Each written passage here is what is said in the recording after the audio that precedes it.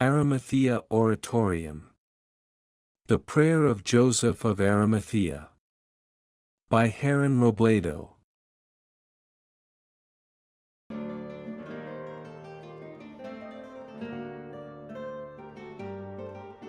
Chapter 2. Historians speculate that Arimathea played a crucial role as a kind of intendant during the 3 years of Jesus' ministry. This assumption seems logical and even self-evident, considering that Jesus was constantly accompanied by dozens, perhaps hundreds of people, including disciples and those seeking healing. In view of this, the need to provide a minimum of comfort and efficiency became essential. Who would take care of the food? What about shelter for the night? And the toilets? From the places mentioned in the Gospels, Judea, Galilee, Capernaum, Jerusalem and probably Petra, it is possible to estimate a journey of more than 1,000 kilometers, perhaps 2,000 kilometers, covered by the caravans. Imagining how these journeys were organized and supplied with food, water and other basic resources gives us a glimpse of the complexity of the logistical activities that may have been managed by Arimathea and his group. Question number 1. Is it true that you, at Jesus' request, coordinated the logistics of the travels of the Master and his disciples? Answer number 1. Yes. Time passed and Arimathea didn't continue with his answer. I took the opportunity to take my revenge. Question number 2. Look here, Master Arimathea, another monosyllabic answer like that and I'll be closing the meeting. With all due respect. Answer number 2, yes sir, sorry.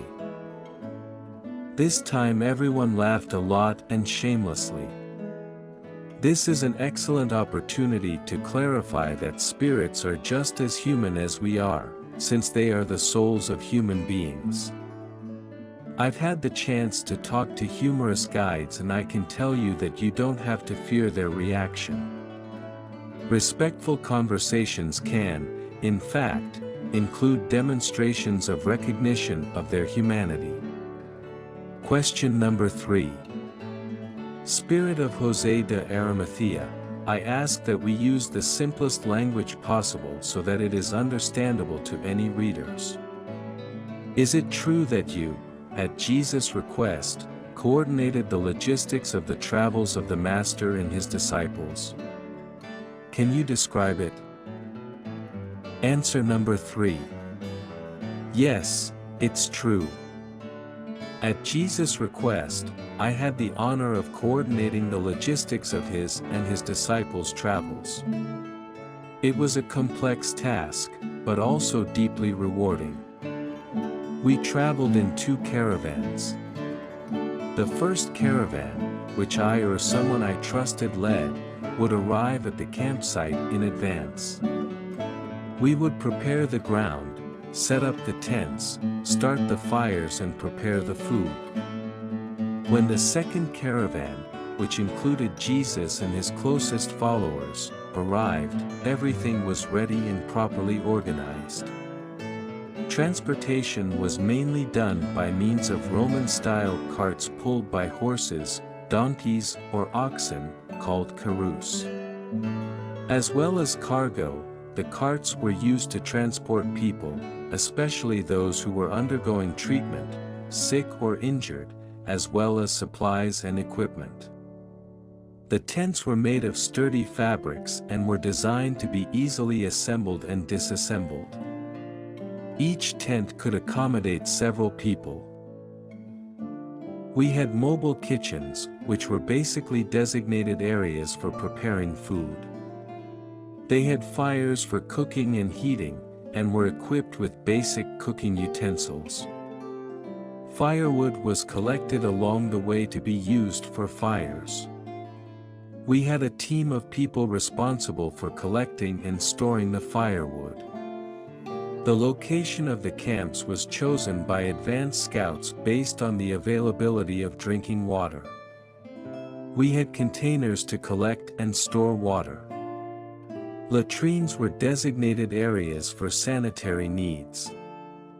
They were located at a certain distance from the main camp to maintain hygiene. Security was an important concern. We had armed guards assigned to protect the camp at night. In addition, we took measures to ensure safety during the trip, such as keeping an eye out for possible dangers on the road. It was a privilege to serve Jesus and his disciples in this way. I believe that our organization and planning helped facilitate Jesus' ministry and allowed him to focus on his mission. Question number 4. Tell us about a wonder of Jesus that you witnessed, please. Answer number 4. I vividly remember a bright day when the golden sun caressed the shores of the Sea of Galilee. I was among the crowd who longed for Jesus' words. That day, the commotion around the Master was intense, and people were talking about a paralyzed man brought on a stretcher by friends determined to reach Jesus for a miracle. We were all there, watching with hope and expectation as Jesus taught. I watched as the paralyzed man was placed before him. Jesus looked him in the eye and spoke words that echoed in my heart, "Get up, take up your bed and go home." A tense silence dominated the room as everyone waited, eyes fixed on the sick man, holding their breath, waiting for the impossible to happen. And then, before our incredulous eyes, the man rose from the stretcher, took up his bed and began to walk. It was a spectacle of inexpressible gratitude and joy. That experience stuck with me as a vivid example of Jesus' extraordinary healing power and compassion. It was a moment when faith and hope were rekindled in everyone who witnessed the transformation of that man's life. That event shaped my conviction about the exceptional nature of the man I called Master and Friend. Question number 5. Can it be said that Jesus was a humorous and funny person? Answer number 5. Absolutely. In the midst of moments of profound seriousness and sacred teachings, there were also times when he gave us his humanity and sense of humor. I remember a particularly hilarious situation I witnessed while I was with Jesus and the disciples. We were walking along the dusty roads of Judea, and the crowds around us were looking for every opportunity to get closer and hear his words. At one of these moments, a group of excited children began to gather around us. They were curious and full of life, eager to see the man who performed extraordinary miracles. Jesus, in his infinite wisdom and love for children, decided to share a simple but meaningful message. A little girl about 8 years old said to him, "Don't you have anything to eat?" And he took some loaves and fish that we had for the meal and began to explain the parable of the breakfast multiplied to feed the crowd. However, the children, in their innocence, were more enchanted by the spectacle of the loaves and fishes magically appearing in his hands than by the lesson itself. They began to laugh and applaud, without fully understanding the depth of what was being shared. The pure and contagious laughter of these children created a light and joyful atmosphere. Even Jesus, the Divine Master, smiled at the scene, sharing in the innocent joy of childhood.